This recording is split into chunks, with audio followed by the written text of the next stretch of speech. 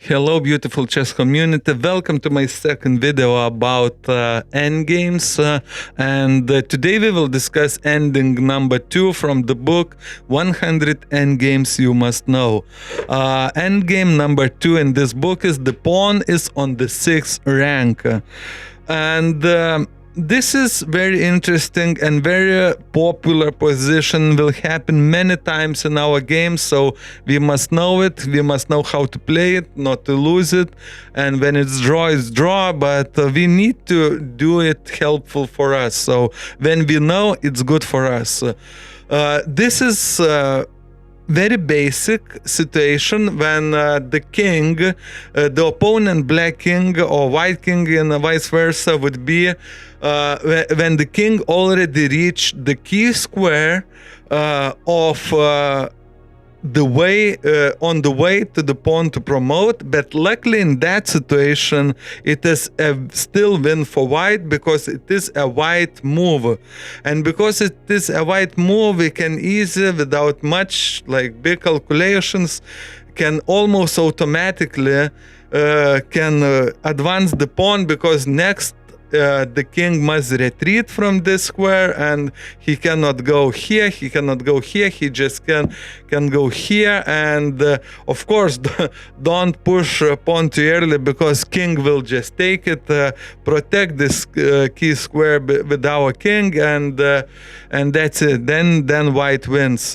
King goes here, pawn f8 promotes, and it's a win. But the very interesting situation, everything changes when it is black to move. In the previous position we saw white wins because it's white to move, but here everything changes because it's black turn, and when it's a black turn black can take an opposition, and in this kind of endings opposition is almost is a decisive, because almost every time the side taking an opposition has advantage and side has to move has a disadvantage. In that case, like black and because it's black turn, black just take an opposition, and because of that pawn cannot promote if both kings are opposed when the pawn reaches the 7th rank. Because here now it is, let's say, pawn reaches the 7th rank, and it's no way for black, so for white to promote and win, so it's only a draw, because now black take again this key square f8, and it's white move, and it's a stalemate. Of course we can check another situations. Now it's after black moved, kings are in opposition, king, let's say, now moves here, but the easiest way to defend for black, just take 2 squares in front of the pawn, and it's easy, protect the key square, because now if pawn moves, it's of course black takes. If king goes here back, it's just go again the same opposition and again the same story. But let's check another situation. For example, king goes here. Still the best way we can, let's say, what happens if we go here. The king, now it's again white to move. Let's say king goes here. We stay again black back 2 squares in front of the pawn, and the fortress cannot be broken. Even if the king now goes here, again we take, and so actually the decisive moment is to take an opposition when it's your turn, and basically almost always you will have an advantage. Because now it will be draw for defending part, and black is just what they want. They want a draw, of course. They cannot play for win. They don't have material, but they are dreaming for draw, and draw is just on the corner. So we can conclude that the stronger side must not push pawn too quickly. So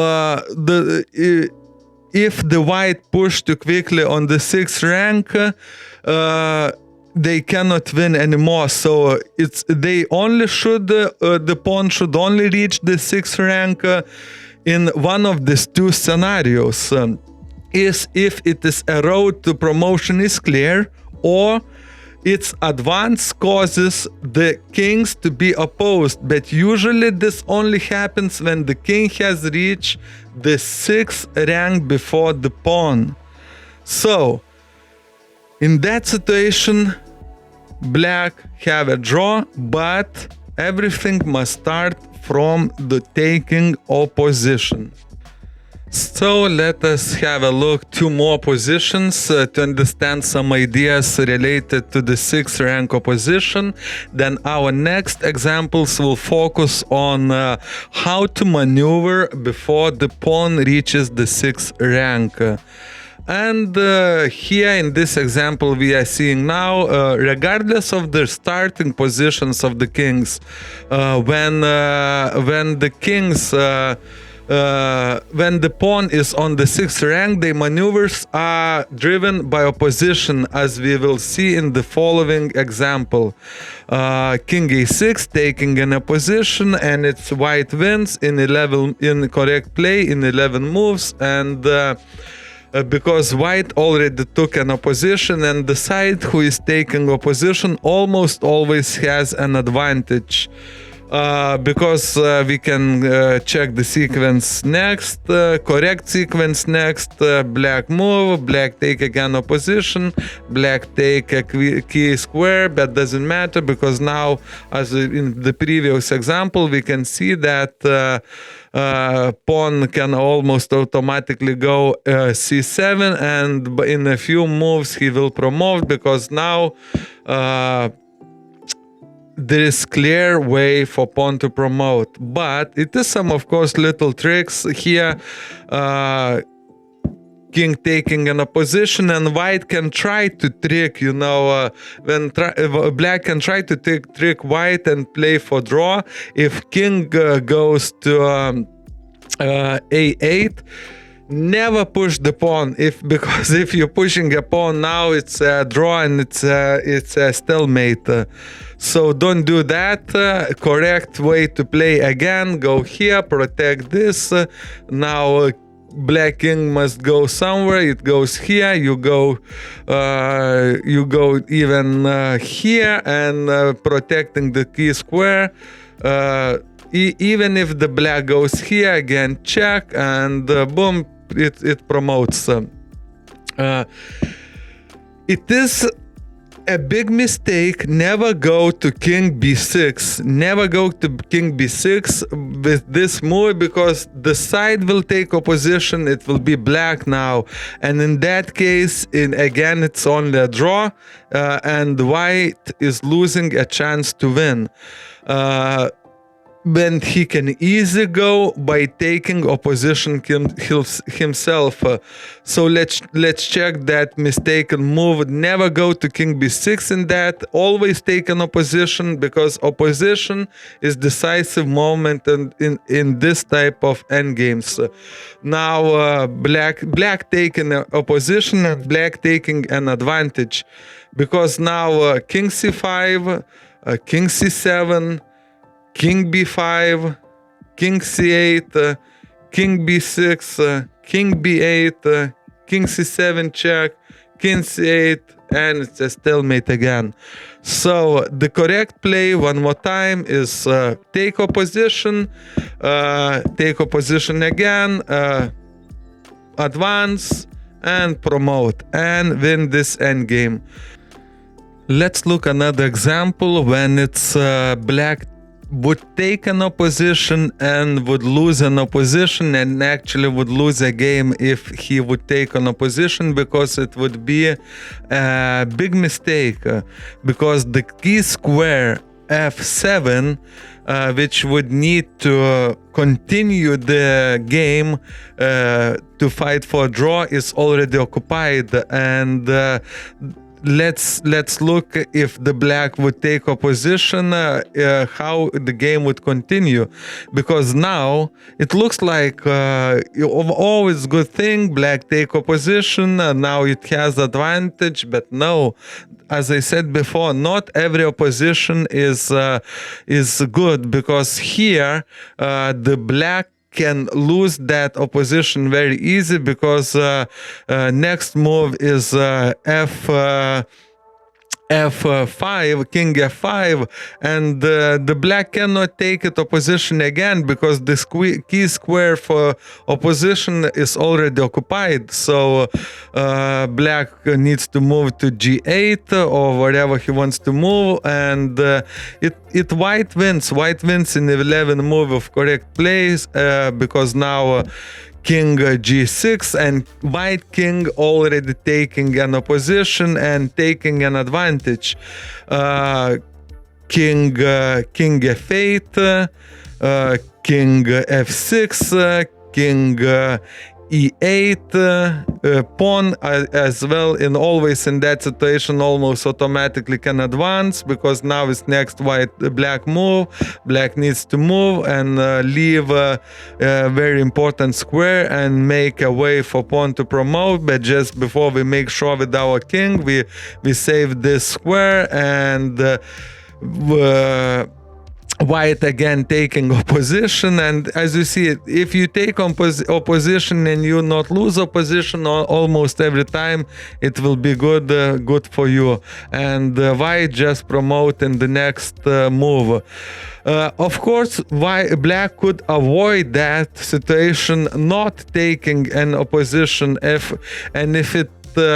it goes here, it's just a draw for a white, and it's a big win for black, because now black took the very important square, and after black moves, black taking again, winning opposition back. And we see again and again that it's very good for the lone king to defend, just to go 2 squares in front of the pawn. So now it's white to move. If white moves pawn, it's hallelujah again. Black takes. If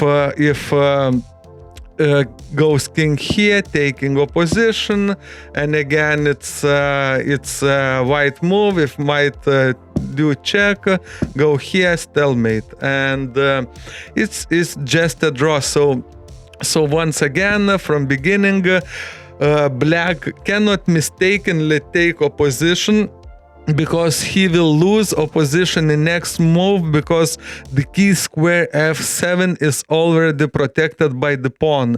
So one more time here, if he goes to g7 taking an opposition, he will lose it in the next moves, and he will lose a game. Let's look another interesting position, and it's knight's pawn. Not every pawn is the same, and the pawns are closer to the edge. They are a little bit different in the endgames. For example, in this case, while we know that if the king moves in front of the pawn, he will have to retreat from his blocking position in the next move. This position would be lost if black had a central pawn, but with the knight's pawn, white can be saved thanks for the special detail. And that special detail, it is that king can go to h1 and take the so-called diagonal opposition. This diagonal opposition not have a big help much in other cases, but in that case works perfectly, because now white have a draw. Doesn't matter where the black would move. If it would move the king to f2, it's just a stalemate, and if he push the pawn, black takes key square g1, and then it's again If king goes to g3, it's a stalemate. If king goes somewhere else, it's just taking, and it's a draw. So we need to think that we need to take, in that case, diagonal opposition and win for white a draw, because a draw is a win in that case. So if white would go to g1 square, then it's a mistake, because then white will lose a game, because now pawn pushes to g2, king must leave it, and when the king leave, black take an opposition, and in next move king cannot go here, king cannot go here, he must leave to only available square h3, and pawn promotes. So be careful of that. Just take diagonal opposition, put a king in the corner, and win a draw. So one more time, thinking that black, whatever he do, it's a draw.